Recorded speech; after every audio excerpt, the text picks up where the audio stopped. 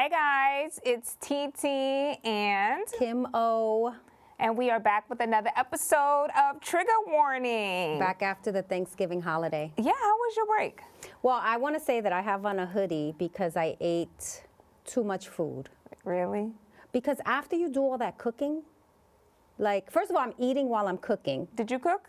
I cooked everything. I always cook everything on Thanksgiving, and I really think that this is the last year for a long time. Like next year, I'm going to somebody's house. I don't know. I'm coming to your house. I don't know. You could come to my house for sure. I love going to to somebody's cook. house. I did. I hosted 26 people. That's a lot. Yeah, about 26 people was at my house. And I did everything from ham to turkey to lamb chops to beef stew, fried whiting, fried catfish, salmon, black-eyed peas, collard greens, cream of corn, Everything. baked potato, sweet potato, stuffing, mac and cheese, rice and peas, white rice. I did 2 gumbos for the first time. I made gumbo. So how many days did it take you to prep? Because I started on Saturday. Well, I started shopping like 2 weeks prior. So I was like thinking about, so what I do every year is I write my recipes. Like I write down like what I want to cook, like my menu. Right. Then I start to put my recipes together. Right. And based upon my menu, my recipes, I start shopping in that order. Right. So I'll go with the seasonings first. And then I wait closer to Thanksgiving to get like the fresh veggies and fruits and things of that nature so everything could be fresh. Then I get my meats and I order my organic turkey, you know. So everything is very organized. I do know, for me. but that's good. It's organized. Mine's is pretty much like my whole Thanksgiving meal is a gumbo. So I'm like doing everything at once, except this year I had a schedule of cooking. So I was like, I'm gonna make the greens on Wednesday. I'm gonna make the sweet potatoes on Tuesday. I'm gonna make the potato salad on Monday. Like I did it so that I wasn't so stressed out, but I was still stressed out. How do you make sweet potatoes so far in advance? Well, I soak them.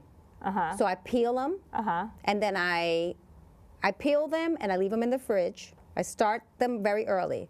I can't be peeling and cutting. Like I cut my greens on Sunday. So you don't buy the greens and first? cut them on Sunday. You don't boil them first and then No, I used to boil them first and peel them. Now I peel them and I boil them. Okay. And I let them, I leave them in the refrigerator for a while, and then for a day, I soak them in the orange juice and pineapple juice with maple syrup. I put a little bit of maple syrup in there.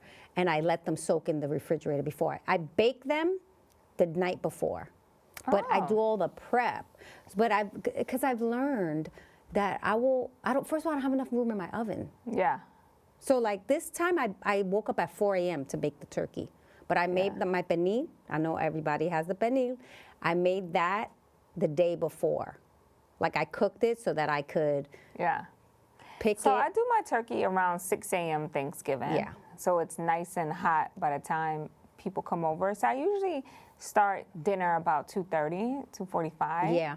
I start early so that everybody can be out at a decent time. I want everyone out of my house by 3 p.m. I want everyone out. So what time do you start dinner? I started this year at 12 because the thing is I split the time. The kids split the time. They do lunch with me and then dinner with their dad. Oh, okay. I used to call it dinner and say 2:30. I used to say 2:30, right? And what would happen is the kids would eat with me and then they wouldn't be hungry. Yeah. So that's like a problem. Not that I care about what he's cooking over there and who eats his food, however. But now I said, and my mom, she likes to get there really early. I had about 11 people in my house. She likes to get there really early and then drive back to Pennsylvania, like when it's still fairly light outside. Yeah. So I do that. But the horrible... She doesn't stay over? My mother's like in and out.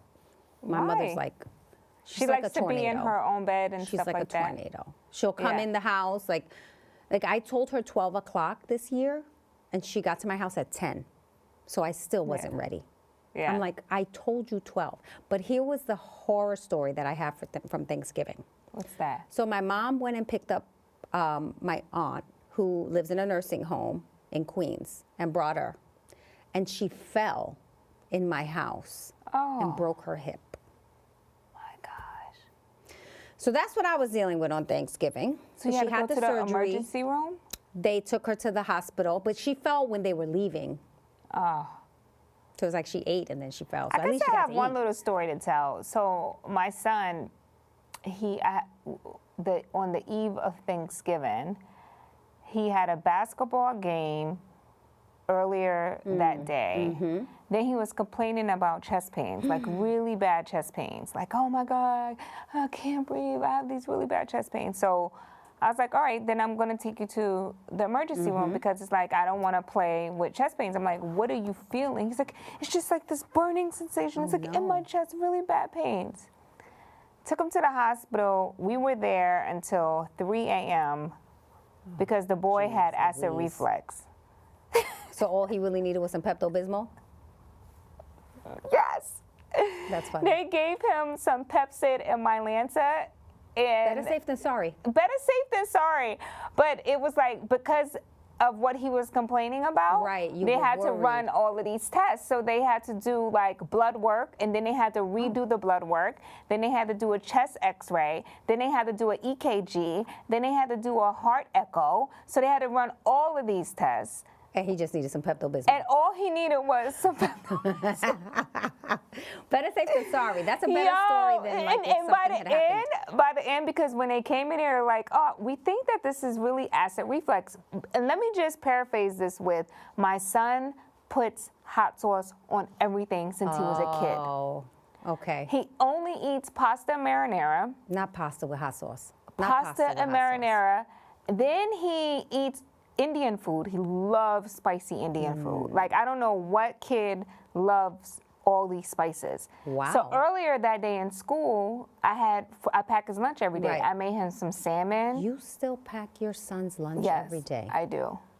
Because he's y'all so better busy. not call me Yes. a mother who spoils her son.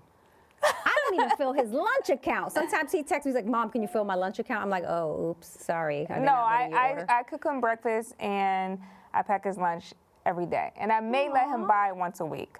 Because I want to make sure he's eating healthy Right. and properly, because Right. he's an athlete, he's Right. a boy, and it's Right. like, That's and he's good. so busy. Hi, I love when they wave to us are outside they of the window. Yeah, they're waving some kids. Oh, they don't care about me. They're like, we wasn't waving at you. Turn around. Turn around, lady. So I always make sure that he has healthy foods. That's But good. anyway, so I had packed his lunch and I made him some salmon, some broccoli, and some rice for lunch. Salmon and broccoli. Yeah, and then he put I'm my first day on set, guys. It's my first day on set. It's Corey because I have the, emergency breakthrough for him. So I feel like that's a good mother thing. Yeah. Even though I'm not picking up. Yeah. So he put hot sauce on his salmon at school. Hi, they're waving again. Oh, they are? Yeah. We're here in the Bronx, guys. We're waving at it. We should have these kids come in one day. Why don't you It's so come on cute. in? It's so Corey's cute. going to keep calling me Yeah. while we're doing the podcast. So we should answer and see We what should? Corey wants. First of all, Yeah. his phone doesn't work. Watch this. Let's see what Corey wants. Corey, are you okay? Hello? Yes, hello? Are you okay? Send me money for Chipotle. I bet Can you I he send wants, you money for Chipotle? That's all they do is call for Okay. Chipotle. I'm busy, but I will send you money for Chipotle. He needs it right now because he's right at Chipotle. now. Did you see that double call? Bye, Corey. Did you see that double Oh, call? I know. Like That's what that he was calling emergency for. call of like, Because he's out with his friends, is after school when we're taping this, and he wants Chipotle. wants And he needs you to Apple Pay him so he can pay at the counter. Right. I know, I get but those I calls all the fill time. first of all, I fill this boy's bank account with enough money. He shouldn't be looking But for that's more. what So they we do. send They him want to some. spend your money. They don't want to spend their money. So while you're sending him the Apple Pay, I'll Yes, finish 'cause telling I my need to story. send him Apple Pay. So he puts the hot sauce on a salmon in school. Mm-hmm. He goes, he plays basketball. He has a phenomenal game. Congratulations to him. This is his freshman season. And out of all the kids that tried out, I think it was about 100 players. They only chose 15. And he got picked? And he made the team. And out of the 15 players, congrats. only 5 can start. And of course, he's a starter. So big Nice. ups to him. So he Nice. played the game, did phenomenal. Then he came home. I made him a pasta marinara for dinner. And then that's when the chest pains started happening. So it was a lot going on, and you wanted to, Yeah, so I wanted to make sure that, he was okay. But come to find out, it was all acid reflux. And so now I have to be like, you cannot put hot sauce on everything that you eat. You just can't do it. You can't have pasta marinara every night. The boy will eat marinara sauce on everything. Wow. That's how much he loves pasta marinara and Indian food and spicy food. So, so I say all I have to say, that was the eve of Thanksgiving. We didn't leave the hospital until Wednesday morning at 3 a.m. Now, we were volunteering at the soup kitchen in I Freeport. saw that online. Yeah, the next day Good. at 9 o'clock in the morning, I had signed him up and some of his teammates and my nephew to go volunteer because we do that every year. I love that. For Thanksgiving, we go to the soup kitchen, we help them prepare, and it's like 175 families that come and expect, you know, Thanksgiving meals, and we serve and we prep and we do all of that. Because he was so tired from being in the hospital and he had a game later on that day, I was like, you know what? You could sleep in. I'll go with my nephew. I'll pick up my nephew and I'll go with them in the team to do the charity work. So I did that. I was on my feet all day after leaving the hospital at 3 a.m. Was at the charity event by 9 a.m. Did that. That was Wednesday. I got home around, I would say 4 o'clock. I was so exhausted. Right. Then I started prepping my food. So at 4 o'clock, I started cooking for Thanksgiving the next day. I stopped to rest about 4 a.m. Thursday morning. I took a 2-hour nap, got back up at 6 to finish the prepping. I was so done after Thanksgiving. It took me 2 days. I didn't leave the house. I put the Christmas tree up on Friday. I didn't leave the house Friday. I didn't leave the house Saturday. I finally left the house on Sunday just to get my son a haircut, and I went right back to the house. I needed that weekend to recoup. I really feel like these holidays are to beat mothers up. Like ladies out there, we should get people to comment on this. Yes. How do you feel during the holidays? I feel beat down as a mother. That's why I said next year, I'm not doing it. I'm not doing all of this. My kids are getting older. I'm not doing this. You know what's crazy?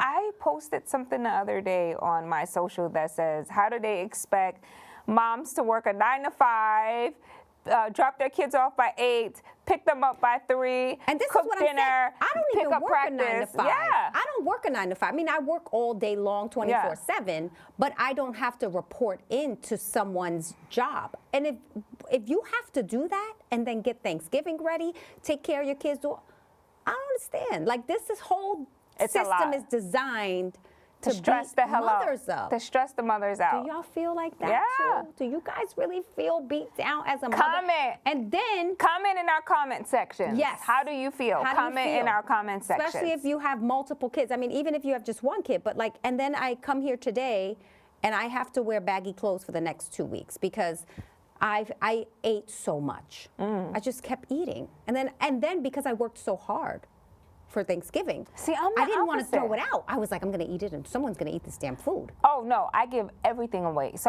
I buy these aluminum pans. Right. And I make everybody take. And then in my building, I have the concierge. I make them come up, the people that that's have to good, work yeah. Thanksgiving, to take a plate. Like, I don't leave nothing for the trash can. I want everybody to take something. I give away a lot of food, but then I save food for my kids because I have 3 kids and they're grown kids. They're really big. And here's the problem. The Friday after Thanksgiving, they're like, we're tired of eating this. Oh, yeah, We don't want this anymore. We don't want this anymore. Can we get Chipotle? Can we? I just spent 4 days cooking, and these kids are out here like, well, we're good. Let's get this. Let's go to this restaurant. I'm like, no, eat the food. Yeah. But it's so, I don't know. Anyway, next So year, your next son year and my it's son gonna be is around the same age, and they do basically the same thing. Like how he drives you crazy, my son does the same thing to me. Right. I want to know if other moms also have their kids on emergency breakthrough. On their phone? Yeah. Because I'm gonna take my kids off. 'Cause It's never for emergencies. It's not and I'm scared to take them off because I'm thinking, well, what if something happens and they need? You know when my son texted me last night? What's that? I sent him a text. I was like, hey, you okay? You know, they were out having dinner or whatever with their dad. I didn't know if he wanted to come home early. I was willing to pick him up. He said, no, I got hit by a car and I broke my leg and arm. That's what he said to me. Was he joking? Yeah. Did I think that was funny. Did I tell you my son spoofed Why would me? you do that to Why me? would you do that? My son did this to me like a few weeks ago. He spoofed me with a fake text. And Why was did he like, do that? I was like, why would you do that? Why would you do that? You know, like I'm Just like, getting why? older. Why Like, don't would give you me do that? heart issues. Anyway, let's move on because like, it is easy for us to stay on this topic. Right. Parenting and you know, motherhood, but there's a lot to get to. We do have to get There's to a some lot things. to get to because I feel like we haven't been here in a minute and it's time to talk about so much. But just today, and I don't want to say today because, you know, this is a topic that I think once, you know, when this airs and we post it, it won't have happened today. But the United Healthcare CEO Yeah. was gunned down, fatally shot Yeah. today, this morning. That just happened. I In have to say this Manhattan. morning because it just happened this morning. So when we were planning what we would talk about for this episode, I saw that and I was like, oh my God, this In Midtown Manhattan. this looks like a hit. And I saw that the NYPD posted a reward of $10,000 for any information leading to the shooter who shot him in broad daylight with a silencer on his gun in And Midtown then Manhattan. fled on a bike. Fled Yeah. on a bike. Yeah. But it's crazy because in Midtown Manhattan, if you don't live in New York and you're watching from other places or you're listening, you know, on your podcast, wherever you get your podcasts, in New York, since 9/11, they have the most robust security that you can possibly imagine. They have cameras on every street, post, light, everything that you could imagine, surveillance, things that zoom in, things that you don't even know about, especially since 9/11. They have the most robust security system in New York City, especially in Midtown, because that's over there where that shooting took place was by Rockefeller Center, where the Christmas tree lighting happens. You know, you see it on your TV, very tourist place. That is supposed to be like the most secure place in New York City. Right. How that happened and he got out of the way, he did not get caught I is was- unimaginable to me. I was so shocked at this story. And let me just say, this is 50-year-old Brian Thompson, who was the CEO of United Healthcare. I want to say that, and condolences to his family because it's, you know, I know it's such a big story. Yeah, that I'm looking at his picture right now on my phone. It's kind of spreading online, and there's a lot of insensitive comments. But you know, this man lost his life, and I'm sure he has a family that's going through it right now. So Yeah. condolences to them. But a lot of people were likening this to like an SVU episode, right? Yeah. Because of how it played out, right? Yeah. You were talking about the gunman. He's fleeing on bike. Like, there's cameras everywhere. It's broad daylight. He was on his way to a conference. Like, the gunman was waiting for him. It So this definitely was was a setup. It This definitely is like was a hit. big hit. Like, it didn't. Yeah. It's not just like some. And my husband and I was talking this morning, and we were like, who would have wanted him dead? I mean- unless it was like someone who, you know, maybe somebody that, you know, their loved ones didn't have the proper medical. I don't know. You know what? I don't even want to assume anything. I don't want to assume anything either. And the reason why if we were speculating, the reason why I wouldn't go that route, right, is because of the way it played out, being that it's so calculated, right? Like, Yeah. this guy got away on a bike with a silencer. Like, all of these details make it seem to me like it was someone who Knew what had they were power, doing? knew what they were doing, right? Because you know, I'm sure the healthcare companies and all of the criticism that they get, right? A lot of people hate the healthcare system in this country, but it feels like such a bigger play. Yeah, it just seems like really crazy. So it's a developing story. So I mean, I definitely think it's one that I'll be following because I was like, how did that just happen? Yeah. And we must send our prayers to his family. Yeah. Speaking of developing stories, Okay. over the holiday break, Right. Diddy went before a judge in his third attempt to get bail.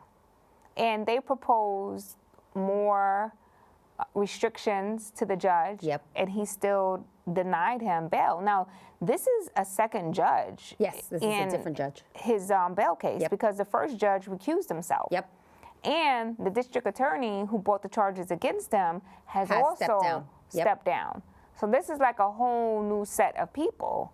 So he argued his case, and the prosecution argued their case and said that if Diddy was to be released, they felt like he would intimidate witnesses. And so that's why they were pushing for him not to have a bond. So ultimately, the judge did agree with the prosecution and decided to keep him behind bars. Right. You know, I really thought that he was going to get out this time. I thought so, too. Really thought that. You know, one of the reasons is because they did not decide right there. So the judge held, you know, he got For like a week both or so, right? arguments, Yeah. and it was before the holidays. And so I was like, oh, they're going to let him out for Thanksgiving, right? And I don't know, I think everyone felt like that. His Yeah. family went to court that day, they were there, and I just was like, okay, if the defense attorneys, if they keep trying, and they're like, now they're saying, okay, you know, we've got security checking out this apartment where we're going to hold him. It just felt like And they also he said, was going to get out. and they also argued too that he didn't have adequate technology in prison to work on his case Right. that is coming up in 2025, May Right. of 2025. Right. So they needed him out to be able to adequately work on his case. Right. So I guess the judge wasn't buying it. In addition to that, he was also hit with another $10 million lawsuit. With the dangling over the balcony or whatever. A that we young heard lady about? is suing him for a lot. abuse. She allegedly says that, you know, they got into a physical altercation. He dangled her over the balcony, then threw her into the balcony furniture. And now she's suing him for emotional distress and all types of other things for $10 million. I mean, these cases keep piling up for him. But these cases are piling up for him, but it also is now starting to become a thing with his children. I don't know if you saw, Yeah. but his son was also hit with a lawsuit. sexual assault lawsuit. Yes, Christian. Christian Combs. This woman is claiming that they were on a yacht and he groped her and he took a liking to her early on in the event that happened that night when he first spotted her. He was very aggressive to her. She alleged that he put something in her drink and he was like forcing her to drink that night, and he was groping her, and he was doing things to her that she basically resented and was saying, you know, stop, I don't want you to do these things. So this is what this woman is now alleging. And then his other son has now been banned from renting homes in California. I saw that. There's just so much. Justin Combs, right? Yeah. So it's like whatever is happening with him is starting to have a trickle effect with his children. Yeah. Yeah. And it's just like a lot going on. It's too much almost. Yeah. And it's hard to follow all of this. Like there's so many allegations against him, now his sons. It's like, but see, what it is goes back to what I happening? said before. It's like you have to be very, very conscious on how you live your life. Because you don't know what that impact will have, not just on you, but also your children. yeah. Yeah. So it's you really- gotta be very careful on how you live your life. Yeah. Because when that boomerang happens, it doesn't just boomerang back to you, but it also impacts everyone around you. But I will say I was really shocked that they didn't let him out on bond this time. And I think that the Abercrombie & Fitch CEO being let out on bond is what made me think, all right, well, they're going to let him out because it's going to feel a little racially motivated if they, you know, don't, or at least those are the accusations that people were saying online, right? Like, if you let this CEO, this white guy out, why can't you let Diddy out? Right. Because it's no surprise that if you're black in America, you're held to a different standard. Right. Which is even more reason as to why you have to keep a very clean Yeah. disposition about yourself, because this country is not fair to people of color. It's just not. It is what it is. It's not. We saw it in this election. We know what it is. So it's like, when you are blessed to be in these positions and you worked your butt off to get to that level, do right by it. Do you think it's over for Diddy? Like, do you think it's over for him? I mean, I think, I don't want to say it's over Yeah. for anyone, because we ultimately... Career-wise, I mean. Career-wise. I think his legacy has been tainted to a point where I don't think it can rebound and have the impact that it once had. I think it's going to be very difficult for him. Yeah. But at this point, I don't even think he should care about that. I don't even think he should worry about that. I think for him, he needs to worry about just making peace with himself, making peace with his kids, making peace with people that he wronged. Yeah. You know what I mean? I wouldn't even give a damn about my career at this point. Right. You know what I mean? Like if I, have did any inkling of what they said, maybe not all of it is true, but if any parts of it, we know the video is true of him abusing Cassie, right? So even in that respect, I will focus on how can I be a better human being to myself and then my family, and forget about everything else. I wouldn't even care to have this career. You know what I mean? I wouldn't care about my reputation at this point. I would just be caring about being a better person to myself, my family, and to society. That's what I would care about. Right. Well, one of the things that the prosecution said is that he had launched, or he had kind of put together this social media campaign on his birthday. I saw to that. sort of sway the opinion of the public. And I mean, the video was beautiful, right? Because that baby girl, who is adorable, was on there saying happy birthday to him. So, which, I thought about that. I was like, okay, was that wrong? If he had told his kids, make this video, I don't know that he did. That's what the prosecution was alleging.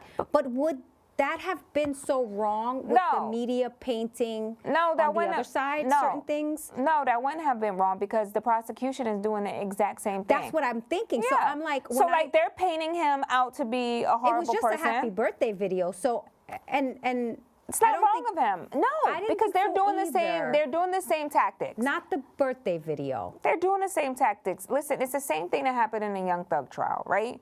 Let's leak as much bad things about Young Thug and YSL that we possibly can. And by the way, even though Young Thug took a plea deal, his co-defendants actually got off. Yeah, I saw that. Yak Gotti. Yak Gotti and the other kid was found out guilty. And he had just gotten stabbed in jail. And it's so interesting, because it's that prosecution team in Atlanta was going so hard and was So almost hard. acting as if they had it in the bag. Right. What an embarrassment. Yeah. What an I was embarrassment. shocked. I was like, oh. I they wasn't beat their shocked. case? You know Okay. what? I was not shocked at all, because it was so much crap. Messiness? Messiness that I was like, how can anybody... I almost thought when that verdict came down and those two were found out guilty, I was like, damn, I wish kind of Young Thug would have wrote it out, because maybe that also would have been his fate. Right. But you don't know how someone feels. Yeah. You know what I mean? But back to what we were originally talking about. No, because what the prosecution does is they paint a version of you to the public so that they can taint the jury pool. Yeah. Right? And so it's going to be I don't know how they are going to be able to get a fair jury pool in Puff's case, being that there's so much overwhelming amounts of stuff out there about him, including that video. Millions and millions of people have watched that video.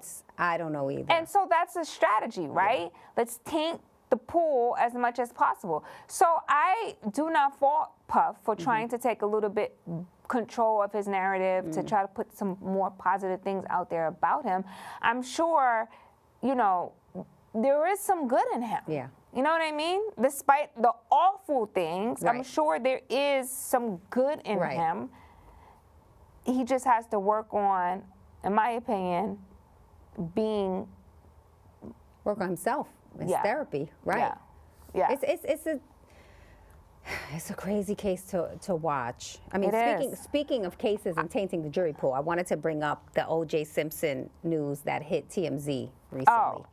I thought you was going someplace else, so that's why I pulled it up. But go ahead. Oh. Okay, go ahead. No, because when I saw this, right, it was that TMZ believed that there were tapes. Initially, this came out first before that was debunked, right, of an O.J. Simpson confession saying, oh, we have audio or we have tapes where he's confessing to the murders, you know.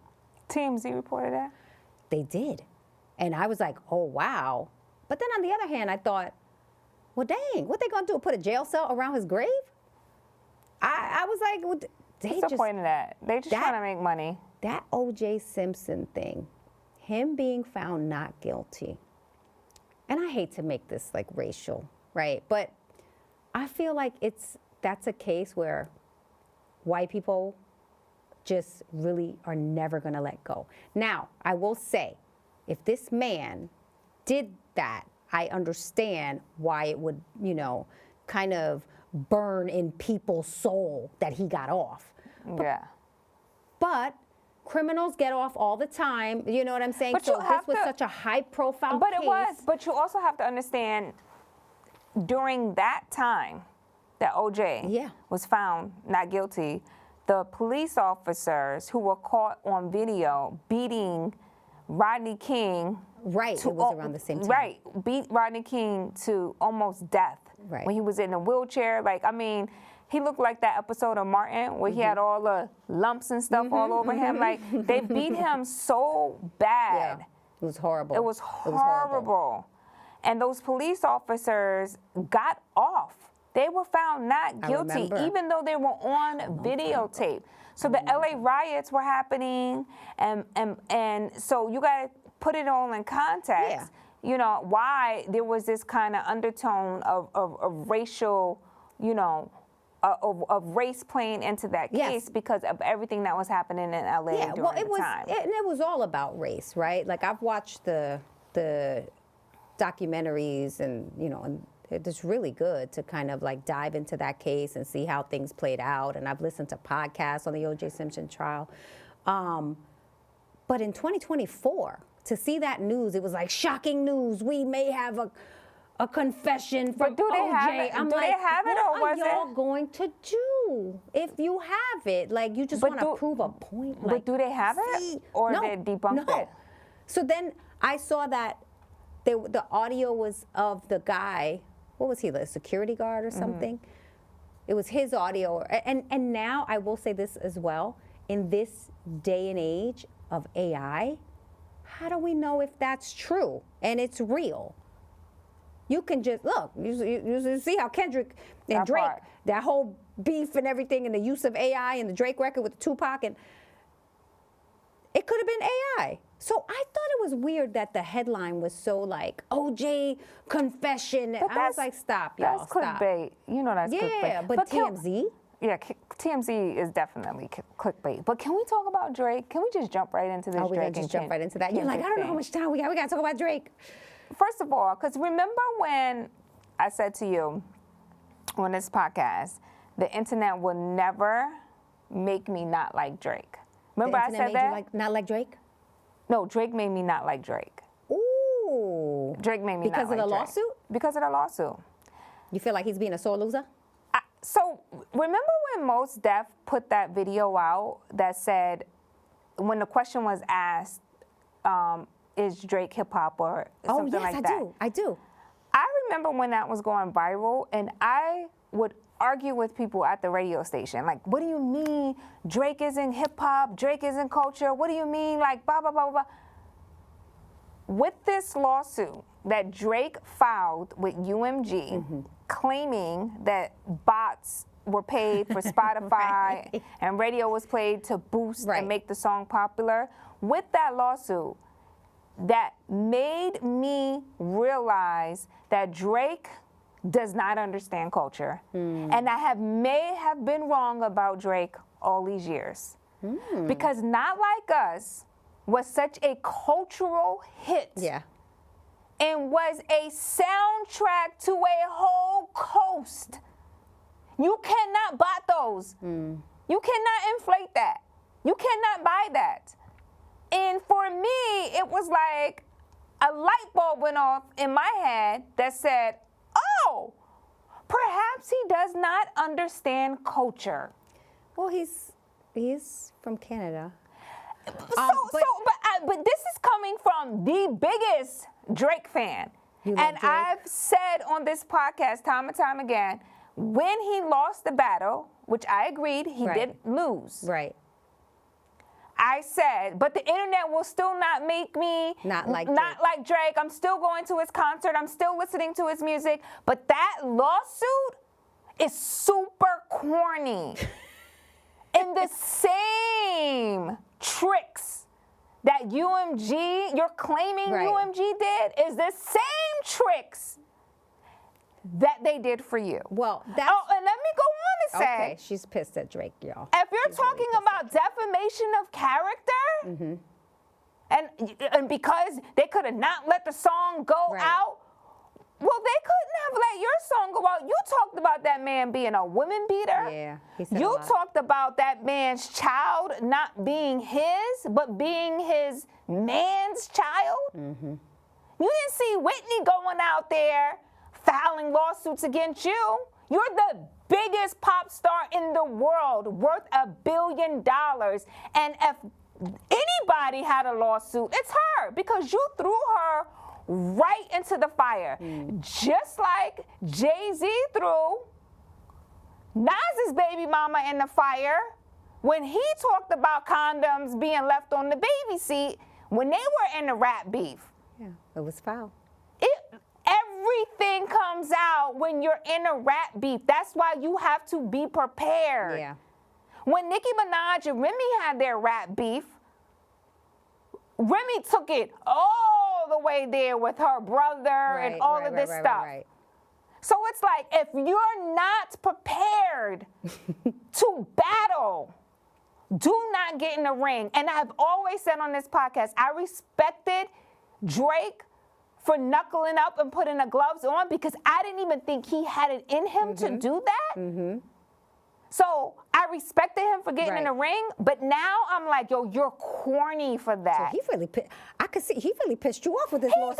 did. I'm He pissed me off Titi because it's mad like, at yo. Drake, yeah. Especially because you was defending him. I was defending him, and Yeah. it's like, yo, you're calling foul play as if they didn't do the same thing for you. Yeah. Like, you're a sore loser. You're being a sore loser. And you have never shown me that you could be out-strategized. And you were out-strategized every step of the way. You blew your load too quickly. You shot all of that ammunition. You was baiting him. You was Yeah. baiting him on social. You was tagging his family. You Right. brought his family into the mix. Bro, you didn't think he was going to come for your head top? Yeah. And Kendrick is a real rapper. Yeah. And is culturally in tune. And you mad and Squabble Up. Bro, if you think Not Like Us Yeah. was a hit, Squabble Up is going crazy Yeah, it culturally is, it right is. now. It All the kids on Matthew's basketball team is doing the Was Squabble doing the Up Squabble Up dance, It's coming a whole out. West Coast takeover right now. It's like, you're corny. You're corny for that, bro. Oh man. And that's all I'm gonna say about it You is really like, jumped off the Drake wagon. You really jumped off. You were like, see ya. the lawsuit did it for me. Yeah, I see. Because it made me think like, oh, bro, you're really not tapped into culture. Like, yo, take your L like a man. When you lose a rap battle, take your L like a man. But I like that you brought up this conversation, starting with the Mos Def video, because that was a conversation back then, and people were arguing it back and forth. And one of the things I've always said is, and I stand by this, right? I've never, because Drake is super talented to me, super talented, but I've never seen in hip hop an artist as corny as Drake, because to me, this is consistent with the corny. This is consistent corny. See, to me, I've always looked at a lot of his moves as being corny. And people have debated me, but come on, Kim. I'm like, nah, like he makes a lot of corny decisions when it comes to his career.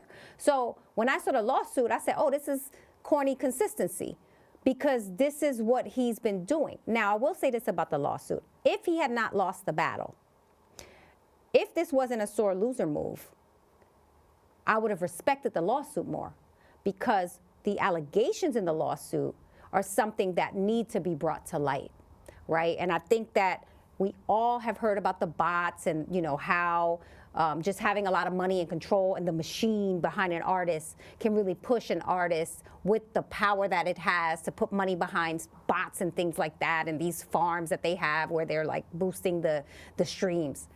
So I feel like that piece of it is a good conversation to have for us to start these conversations and have it because there's a lot of independent struggling artists who don't get the same opportunities just by not having the right people. But there. let's keep it. But I think the motivation, I'm just gonna say, I think the motivation behind why he did what he did was corny, consistent corny, because that's Drake always, and he's going to be called out for it.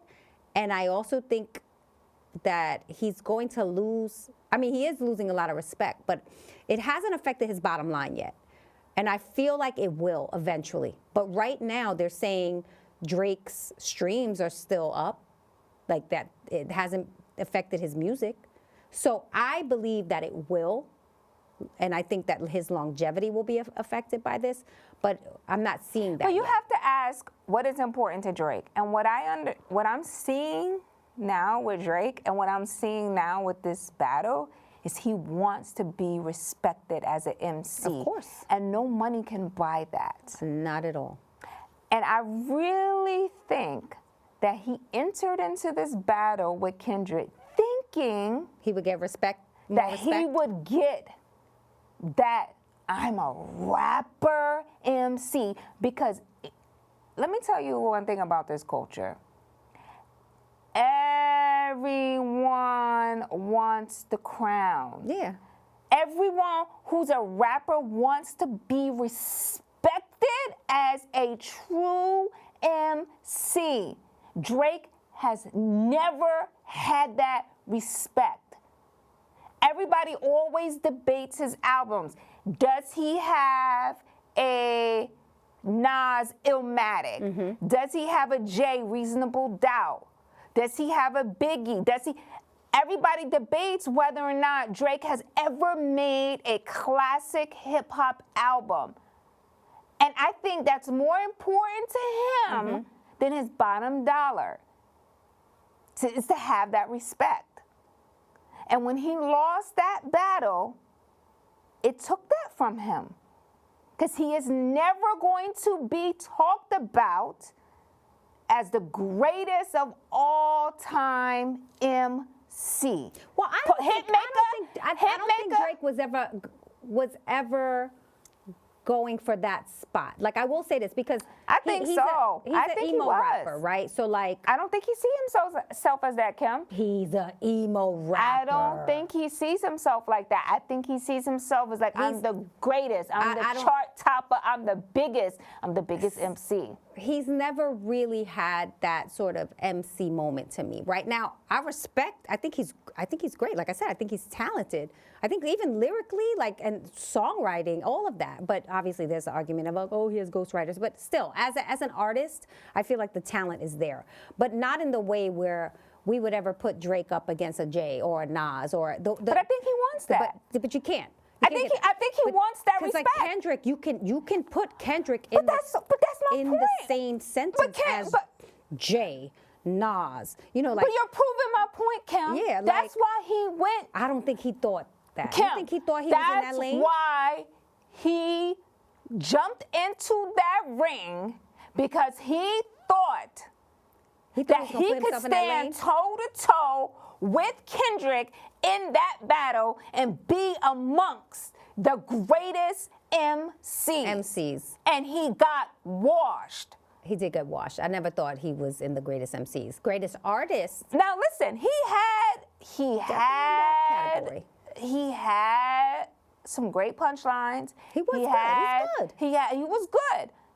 But you also have to remember, in hip hop, when you're in a battle, you also have to understand strategy and when to shoot your shot. I think his shot is low too early.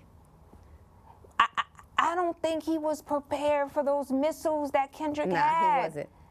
When that Not Like Us hit, it was like Nas Ether. Yeah, it was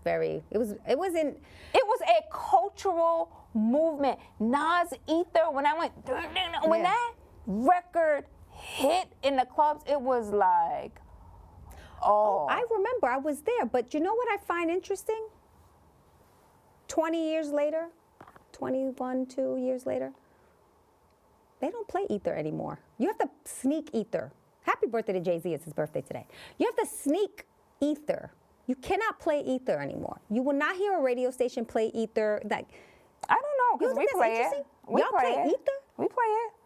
We play it all the time. We play it all the time, especially when we're talking about battles. We play it all the time. It feels like Ether was erased, and if you weren't there, you had to be there. Nah, I don't think it was ever erased. Even with Sheetha, Remy Ma took the sample from No, Ether. I know, but that's for us hip-hop heads. We know. Nah, I think the kids know. We know. The kids know about Ether. I know my son knows about Ether. Like, when there's a battle, Ether is definitely talked about in that battle. Okay.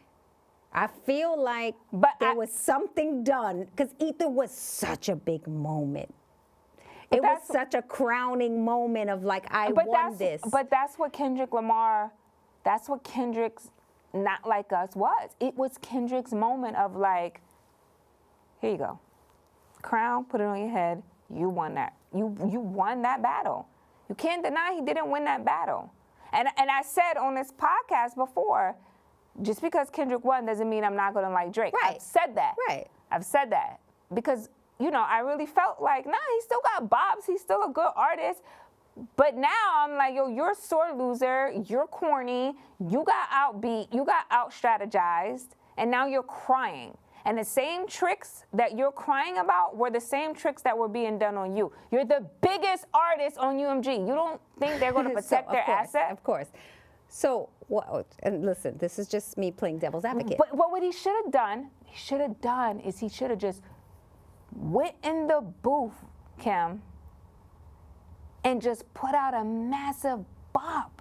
Yeah. But what happens did what he does. He should have did what he does. But what happens when they lose battles and someone says something that hits them to their core, it's hard for them to get it out their head. It's like an athlete who gets dunked on, and then that clip goes so massive, and that athlete has to like go back and retrain, like, I just got smashed. Right. How did that happen to me? I'm the greatest, and somebody smashed on me like that. It starts to get in their head play.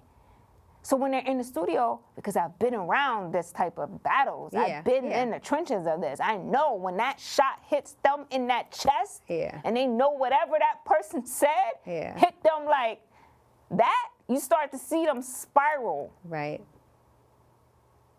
And you and I have been in this game long enough to see it and to be around it to know, oh, he triggered you.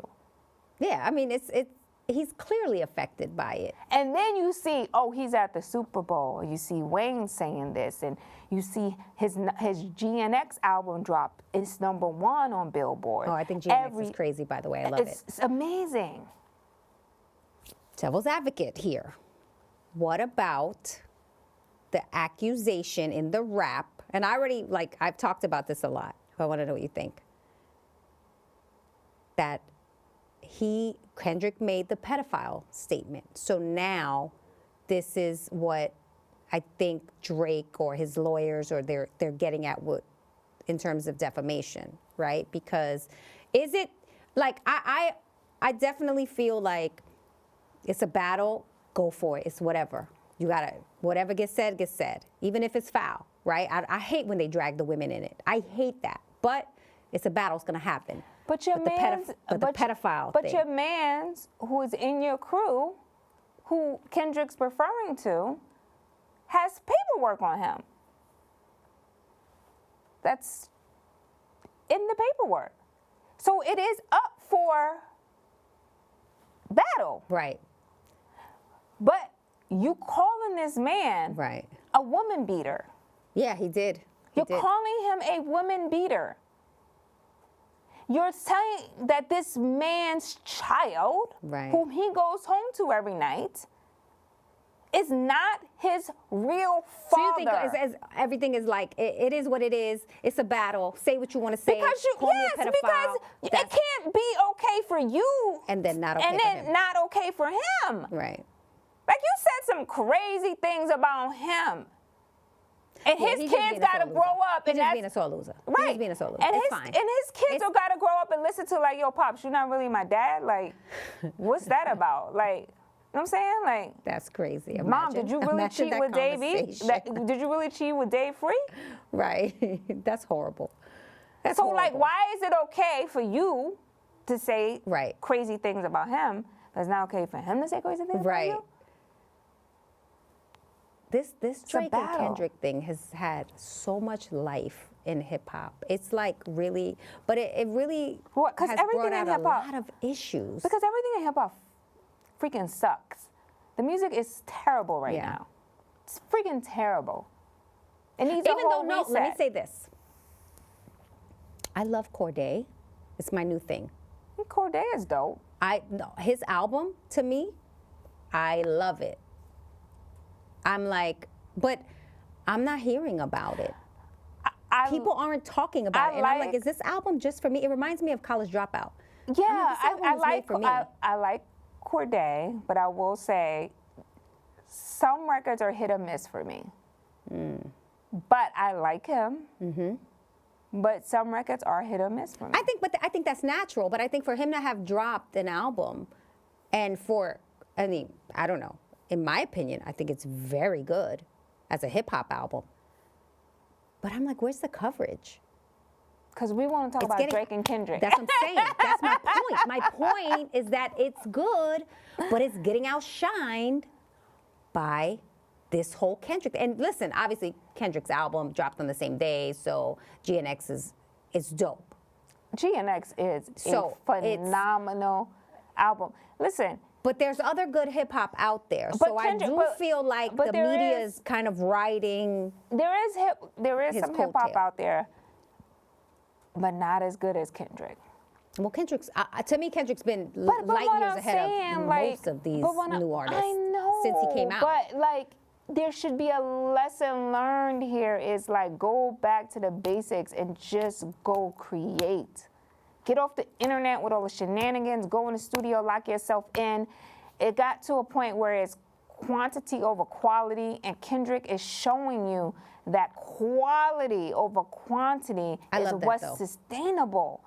I do love that. Right. I do love that. I do, but when I hear like this music, and I hear Kendrick and I hear Corday, I'm like, oh, it almost feels like hip hop's making a little bit of a comeback. I do think that the appetite that this audience has for BS and for shenanigans and all of the stuff that we've been buying into. And listen, I am guilty too, right? Some of the ignorant stuff I like. But I do think we're tired of it. I feel like it just got to the point where it's too ignorant. Like it's You want too, to squabble it's too up. much. Squabble up. You know, and so like I love to see the Kendricks and the Cordays and these artists sort of put out quality music, and for our youth to really buy into it and listen to what they're saying. Because for a long time we were really feeding these kids some garbage. Yeah, like I love the fact that my son, because you know he's a Super Drake fan. Is Super he? Drake fan was a Super Drake fan. Oh, was? Like, he recently said to me like He's over it. The he battle. recently said to me he was like, Mom, like, what did he say? He said, Mom, I can't defend Drake no more. He keeps doing corny stuff. Like, and that's what my son said. Consistent corniness. That's what he said. But I was like, but in the car, because he always, when he gets in the car, he just takes my car play and plays all of his stuff. he was listening to Squabble Up in the car. And he was like doing the dance. He's like, yo, and he had his first away game yesterday, and he was downloading his playlist for the speaker that, they carry and play before the games or whatever. And it was like 4 or 5 Kendrick records on it. And he was not into Kendrick before prior to that. Yeah. And even when like the beef happened and they were going back and forth, he was like, oh, Drake's winning the battle. He's like, Mom, listen to this. He's winning. And he even said, when Not Like Us came on, he even said to me, he was like, Mom, like, I think Drake lost, man. This record's it's a bad time for light-skinned dudes. It's a bad time. Like, he was like, Mom, this Kendrick Lamar, I just like it too much. He was like, and he kept playing it in the car over and over and over. And he didn't want to like it. He didn't want to like it, but he was just like, Mom, this record is just too good. It's just too good. It is. Yeah. My kids kind of like jumped off the Drake bandwagon too with this whole thing. Yeah. But I mean, again, I just feel like he's a great artist. Hopefully he'll put that creativity into just go back in the studio, music, bro. Get focused back on the music. That's what he needs to do. That's what he needs to do. But my brain is so overloaded with Drake and Kendrick. It's like every time I scroll, it's like all over my timeline. So I just feel like exhausted from talking about it. Let's talk about something else. Well, I think we got to come back because our time is winding down here. And I think that, I think that there are great conversations that have come out of the Drake and Kendrick battle. But I do think this lawsuit is a good conversation. I think once we get past this idea of how corny he is for doing it, and we really start to look at it and see what precedent it might set, like I think it will change a lot of things in the industry. I know we gotta table this conversation and come back to it for next time, but the lawsuit hasn't been filed yet. It's just paperwork that he's pushing in to kind of get everyone to, like, everybody hold all that, don't delete any emails, don't do this, because, a lawsuit may be coming. So we have to see what's there. And I think when we get that stuff and when that stuff starts to come out, that's going to be really interesting. What we find out, whatever the discovery is from this potential lawsuit, that's going to be interesting to me.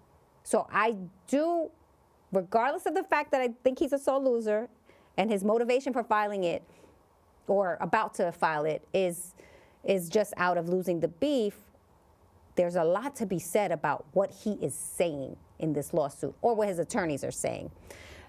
I know we got to wrap up. So, so guys, we should definitely continue this next time. Yeah. Make sure you download our podcast, Trigger Warning, wherever you listen to your podcast. Make sure you check out the audio version and follow us on all socials at TT Torrez. You can subscribe to my YouTube page, 3T's ORREZ. I'm at Kim Osorio Media. Make sure you subscribe to my YouTube, like, comment, share, do all of that. Join in on the conversation. I love to hear what you think. And that's KIMOSORIO MEDIA. All O's, no A's in my name. And you can follow me on Instagram as well, at Kim Osorio1. Same spelling, but just with the number 1. Someone must have taken my name when I got my Instagram years ago.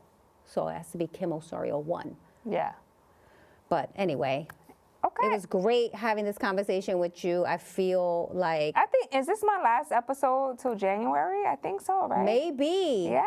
Oh, my God. So if I don't see you guys again, happy holidays, Merry Christmas. You're actually back in 2 weeks, so you'll see them again. But it is the end of the year, so looking forward to 2025. Thank you for joining us. This is Trigger Warning Podcast.